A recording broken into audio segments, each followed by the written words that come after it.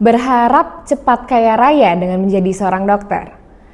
Berharap setelah lulus dokter langsung mendapatkan gaji 2 digit di ATM kamu. Kamu salah. Faktanya menjadi seorang dokter tidak lepas dari kehidupan long life learning yang seringkali menguras biaya cukup besar. Bahkan setelah bekerja menjadi seorang dokter, seringkali kita akan bekerja dengan long shift, dengan tanpa adanya istirahat yang cukup, bahkan memiliki quality time yang tidak baik dengan keluarga dan teman-teman. Dan juga seringkali kita akan mendapatkan pembayaran jasa yang tidak seperti kita bayangkan adalah realita yang harus kita hadapi menjadi seorang dokter di Indonesia.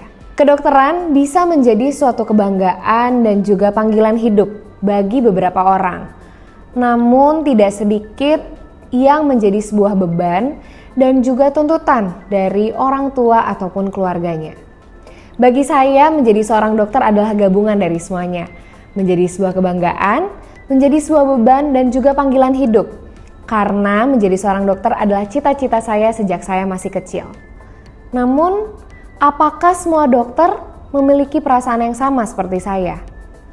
Apakah dokter adalah satu-satunya cara hidup yang harus kita hidupi selama kita hidup sampai tua nanti? Saya di sini hadir untuk memberikan gambaran besar tentang peluang-peluang karir di luar dokter yang dapat kita jalani saat sedang menjadi dokter. Di kelas ini kita akan membahas tentang perjalanan menjadi seorang dokter di Indonesia, apa saja peluang-peluang karir yang tersedia untuk para dokter namun di luar area dokter, dan juga bagaimana cara memonetize peluang karir ini. Apa yang Anda lakukan apabila ternyata menjadi seorang klinisi bukanlah jalan dari kehidupan kalian? It's okay, explore your passion and be brave. Silahkan kalian kenali diri kalian, cari potensi yang bisa kalian upgrade, dan harus berani. Mungkin mengajar, public speaking, atau mungkin businessman.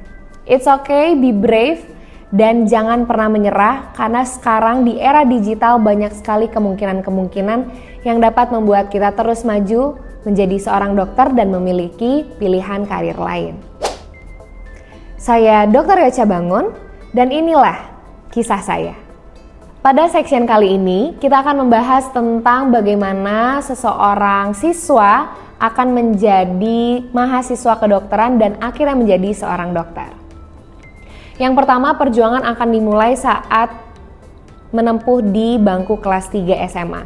Di situ semua orang akan mulai mencari kemana mereka akan melabuhkan pendidikannya, dan juga bagi teman-teman yang sudah meyakini untuk menjadi seorang dokter harus mulai mengikuti banyak sekali les ya, ataupun banyak sekali pelajaran-pelajaran tambahan untuk mengikuti ujian-ujian yang disediakan. Ujian pun terdiri dari banyak sekali pilihan. Ada ujian tulis, ada pun yang ujian mandiri, atau mungkin ada beberapa teman di sini juga yang akan mendapatkan undangan karena nilainya sudah cukup baik. Nah, dari sini ujian-ujian akan dimulai dan disitulah pertarungan akan segera dimulai. Namun, kehidupan akan segera dimulai saat teman-teman mendapatkan notifikasi bahwa teman-teman diterima di salah satu fakultas kedokteran di Indonesia. Di satu semester awal, teman-teman akan menjadi seorang mahasiswa baru. Di sini adalah era-era yang sangat menyenangkan namun juga melelahkan, karena di era mahasiswa baru ini tak jarang teman-teman harus setiap harinya memakai jas alma mater, kemudian seragam juga harus sama, bahkan tak jarang juga yang gaya rambutnya juga harus disamakan. Namun marilah kita melihat dari perspektif yang baik, bahwa kegiatan ini adalah untuk membuat teman-teman bisa mengenali satu sama lain, angkatannya, dan memiliki satu rasa terhadap angkatannya. Di masa maba ini kita akan banyak sekali belajar tentang hal-hal yang basic, mulai dari anatomi, fisiologi, embriologi, pelajaran pendidikan karakter, agama, intinya pelajaran dasar. Fase dalam dunia kedokteran itu dibagi menjadi 2 fase. Yang pertama adalah fase preklinik, Ini akan kita tempuh selama kurang lebih 3,5 tahun dan juga fase klinik yang akan ditempuh selama 2 tahun.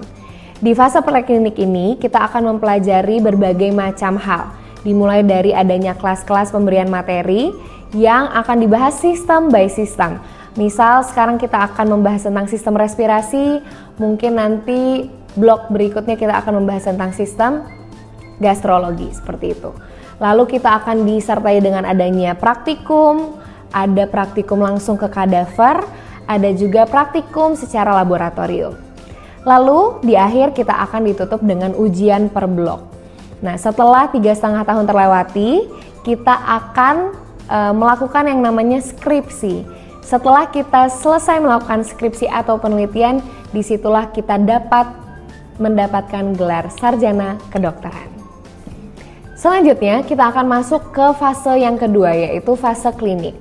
Fase klinik atau yang sering kali kita dengar yaitu fase koas adalah fase-fase yang sangat menyenangkan namun sangat mendebarkan. Karena disinilah fase ataupun waktu pertama kita untuk bertemu langsung secara real kepada pasien sesungguhnya di rumah sakit. Di sini selama 2 tahun kita akan menjalani berbagai macam stase yang harus kita lewati, tentunya ada ujian-ujiannya juga, dan di dalamnya kita akan belajar mulai dari anamnesis pasien, langsung di IGD misalnya, atau langsung ke ruangan. Kita akan melakukan follow up terhadap pasien-pasien tersebut, dan bahkan sampai melakukan berbagai macam tindakan langsung kepada pasien, namun tetap disupervisi oleh dokter konsulen. Setelah masa koas ini dijalani kurang lebih 2 tahun, tentunya perjuangan belum selesai. Setelah itu kita harus melalui yang namanya UKM-PPD. UKM-PPD adalah uji kompetensi mahasiswa profesi dokter. Nah, di sini kita akan belajar penuh selama intensif untuk persiapan menghadapi ujian ini. Nah, saat kita berhasil untuk melewati ujian ini, barulah di situ kita sudah officially sebagai seorang dokter. Namun tidak sampai di situ saja. Setelah kita mendapatkan gelar sebagai seorang dokter, kita wajib mengikuti program internship dokter Indonesia yang diadakan oleh Kemenkes kurang lebih selama 1 tahun.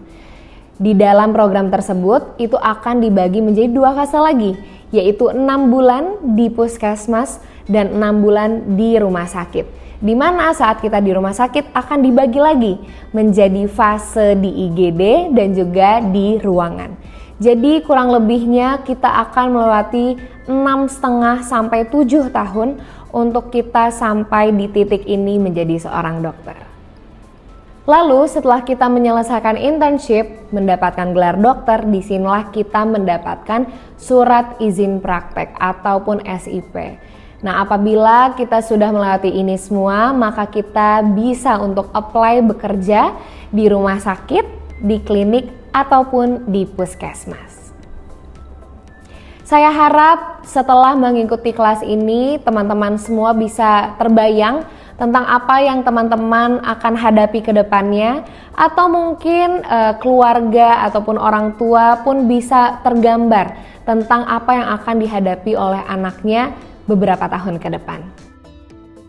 Halo semuanya, saya Dr. Yocha Bangun dan selamat datang di section kedua.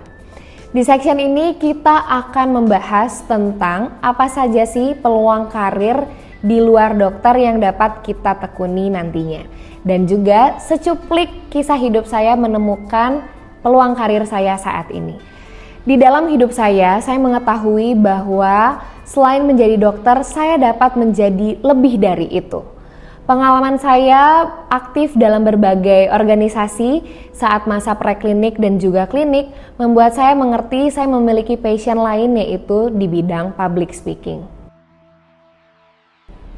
Mulai menekuni dan mempelajari public speaking selama saya pendidikan kedokteran dan juga dipercaya untuk menjadi MC ataupun menjadi panitia pelaksana di berbagai acara-acara kampus membuat saya semakin yakin bahwa ada pilihan karir lain selain menjadi dokter.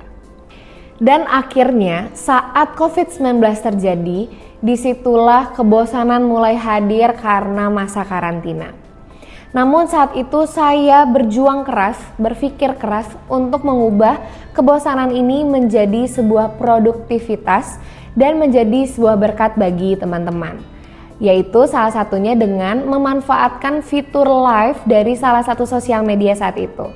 Jadi saat itu saya berkomunikasi dengan teman-teman dan kerabat saya lewat fitur live itu, dan kita akhirnya boleh bertemu tatap muka secara online. Saat itu topik yang dibahas ya pertamanya tentang kehidupan pertemanan, tentang apa saja update kehidupan selama karantina, dan akhirnya berlanjut menjadi topik-topik kesehatan yang saya bahas bersama teman saya yang juga seorang dokter. Dan ternyata kegiatan live tersebut mendapatkan respon yang sangat-sangat baik. Saya mendapatkan banyak sekali undangan-undangan untuk mengisi podcast ataupun materi-materi di luar podcast saya sendiri untuk membicarakan kesehatan, menjaga kesehatan, olahraga di era COVID saat itu. Dan itulah tangga kedua saya di karir saya saat ini. Sampai akhirnya tahun lalu adalah waktu pertemuan saya dengan MedSense Indonesia. Saat itu MedSense Indonesia sudah sangat terkenal menjadi platform kedokteran ataupun platform di bidang medis yang menyediakan banyak sekali webinar-webinar dan juga mini workshop yang sangat-sangat membantu kita-kita semua dokter-dokter yang lulusan COVID yang jarang mendapatkan pertemuan yang berkualitas dengan dosen-dosen ataupun dokter di universitasnya. Saat itu MedSense sedang hiring seorang moderator untuk event-event mereka. Awalnya saya ragu, apakah ini merupakan panggilan untuk saya, tapi dengan keberanian diri dan keinginan saya untuk mengupgrade diri saya lebih dan lebih lagi, akhirnya saya memberanikan diri untuk daftar dan ternyata saya diterima. Di MedSense inilah saya melihat berbagai macam peluang karir yang tersedia untuk dokter, namun peluang karirnya untuk area non-dokter. Contohnya yaitu MC, moderator, content creator, social media marketing, tutor, dan juga masih banyak lagi. Disinilah saya melihat bahwa 5 peluang karir tersebut itu digeluti oleh dokter-dokter semua dan memiliki prospek yang baik untuk kehidupan kita ke depannya. So, which one is yours? Silahkan kenali potensi diri kalian dan juga peka terhadap opportunity yang sudah ada di sekitar kita.